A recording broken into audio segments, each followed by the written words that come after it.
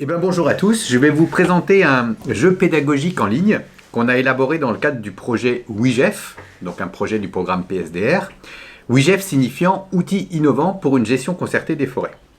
Le jeu s'appelle le jeu de bois et son objectif est d'expliquer comment le bois, lorsqu'il est issu de forêts correctement gérées, lorsqu'il est bien transporté, lorsqu'il est bien stocké et brûlé, peut remplacer avantageusement d'autres ressources non renouvelables, comme le charbon ou le pétrole, pour chauffer nos maisons. Alors, dans ce jeu, on va suivre le parcours d'un copeau de bois, depuis sa récolte jusqu'à sa combustion, et on va franchir 4 étapes successives. Dans la première étape, on va s'intéresser à l'origine du copeau. Dans la deuxième, on va se poser de la question de savoir si on a bien fait ou pas de choisir le bois comme énergie. Dans la troisième étape, on va s'intéresser aux conditions de réalisation du chantier forestier, et en particulier de savoir si ce chantier est respectueux ou non de la gestion durable des forêts. Et dans la quatrième étape, on va s'intéresser à la manière dont le copeau est brûlé, et savoir s'il est correctement brûlé. Dans chaque étape, on trouvera 5 cases. Vous avez des cases vertes, qui sont des cases vertueuses, et qui vous permettent de continuer d'avancer dans le jeu. Et vous avez des cases rouges, qui en sont des cases d'alerte. Et là, si vous tombez sur une case rouge, vous reculerez, puis vous pourrez continuer à jouer. Alors pour jouer, je vais à l'adresse suivante, jeu-bois-énergie.irstea.fr. Une fois que je suis à cette adresse, je peux cliquer sur le petit onglet « Règles » pour me remémorer les règles du jeu. Et une fois que j'ai relu ces règles, je peux commencer à jouer, sachant que à chaque fois que je voudrais jouer, il me faudra cliquer 2 fois sur le dé. J'arrive sur l'écran de la première étape du jeu et je vais commencer en faisant une démonstration avec vous. Je clique 2 fois sur le dé. Mon copeau se déplace. Ah, il arrive sur une case rouge, donc c'est une case qui va me forcer à reculer. Et j'arrive sur une case qui s'appelle rémanent d'exploitation et qui me dit les branches fines doivent être laissées sur place pour reconstituer la fertilité du sol. Si je veux en savoir un petit peu plus, je peux cliquer sur le petit i qui est information. Je clique et on m'explique que les rémanents forestiers regroupent l'ensemble des éléments, petites branches, brindilles, feuillages, morceaux d'écorce, petits arbres sans valeur commerciale, qui sont traditionnellement abandonnés sur le parterre de coupe après exploitation. Ces éléments sont très riches en nutriments, que ce soit des minéraux, calcium, magnésium, potassium, phosphore, et en matière organique qui sont restitués au sol lorsque les rémanents se décomposent. Il est donc important pour la fertilité du sol d'en laisser une partie et de ne pas tout valoriser sous forme de bois énergie.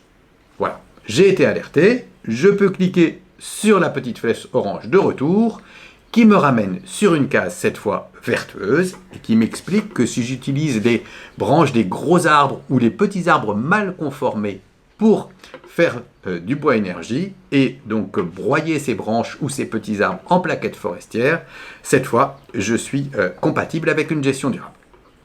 Pour continuer à jouer, soit j'appuie sur la petite flèche verte, soit sur la petite croix qui me permet d'avoir de nouveau accès aux dés sur lesquels je clique 2 fois pour continuer à avancer.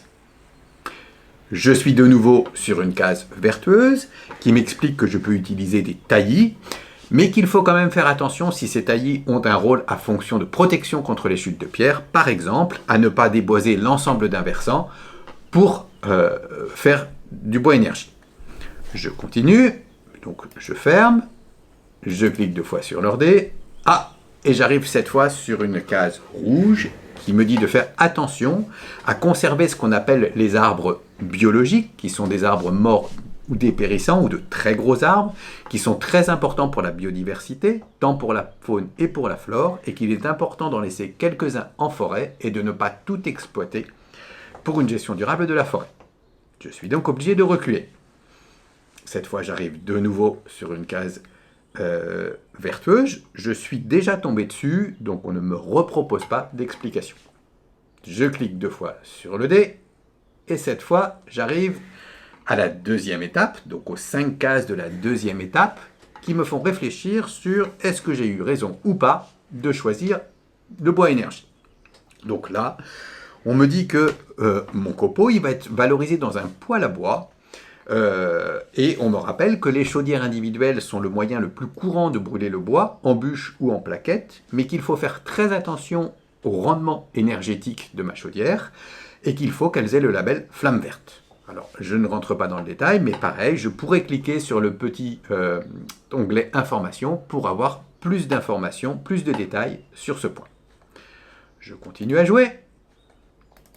Je reclique 2 fois. Ah, cette fois, j'arrive sur une case rouge et là, on m'alerte sur le fait que j'ai peut-être utilisé du bois, mais que ce bois a été très très difficile à exploiter, que les conditions d'accès et les conditions d'exploitation faisaient qu'il était très coûteux à aller chercher. Et dans ces cas-là, quand le coût devient prohibitif, il peut être préférable de le laisser sur place. Je recule. Cette fois, je suis sur une case vertueuse. On m'explique que mon copeau de bois va être brûlé dans un réseau de chaleur collectif, c'est-à-dire qu'une seule chaudière efficace va permettre de chauffer par exemple plusieurs bâtiments publics et donc va avoir un rendement très intéressant. Et là, le bois énergie est une alternative intéressante. Je continue. Je tombe sur une case qui m'alerte sur le fait qu'il est intéressant que tous les intervenants dans le circuit bois énergie soient localisés à proximité, c'est-à-dire à la fois l'exploitant forestier, à la fois la personne qui va transformer par exemple le bois en plaquettes, l'endroit où le bois va être stocké et l'endroit où le bois va être brûlé.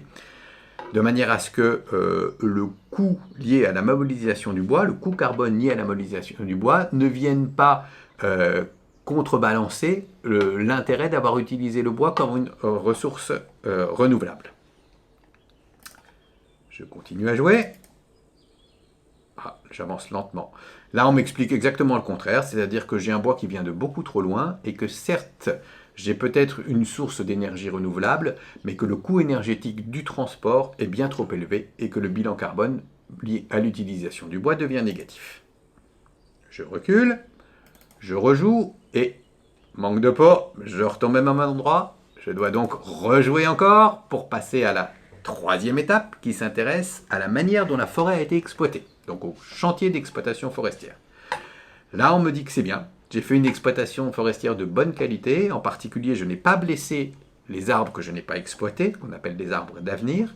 J'ai laissé les branches et les brindilles, donc les rémanents d'exploitation sur place, et j'ai circulé à une époque où le passage des engins n'a pas tassé le sol, donc le sol n'est pas tassé. Je peux continuer à jouer. Là aussi, je tombe sur une case vertueuse où on m'explique que j'ai aussi une exploitation qui est responsable de la biodiversité et de l'environnement. J'avais une forêt qui était composé de plusieurs espèces d'arbres, et après exploitation, j'ai moins d'arbres, mais la répartition en espèces est respectée, et j'ai continué à avoir une forêt mélangée, constituée de plusieurs espèces d'arbres. Je continue. Je reclique 2 fois sur mon dé. Ah, là c'est le contraire. J'ai une exploitation privilégiée de certaines espèces, de manière à ce que la forêt, ce qui fait qu'à la fin, la forêt est beaucoup moins riche en espèces qu'elle ne l'était au départ, et on m'alerte sur le fait que j'ai une exploitation qui est de mauvaise qualité environnementale. Ça m'oblige à reculer, et je passe aux 5 cases de la dernière étape, qui s'intéresse donc à la manière dont le bois va être stocké et à l'endroit où le bois va être brûlé. Et là, on m'informe sur le fait qu'il est intéressant d'avoir prévu un hangar de stockage qui permet le séchage du bois et donc des plaquettes forestières avant sa combustion, de manière à ce que la chaudière reçoive des plaquettes qui sont correctement séchées. Je continue à jouer pour arriver sur une case cette fois rouge qui me dit que selon l'origine, en particulier quelquefois ça peut provenir de certains déchets d'entreprises de sciage ou de transformation du bois, le combustible peut éventuellement contenir des impuretés. Dans ces cas-là, sa combustion risque d'être incomplète et il faut faire attention aux particules fines. Donc il est important de vérifier la qualité du combustible.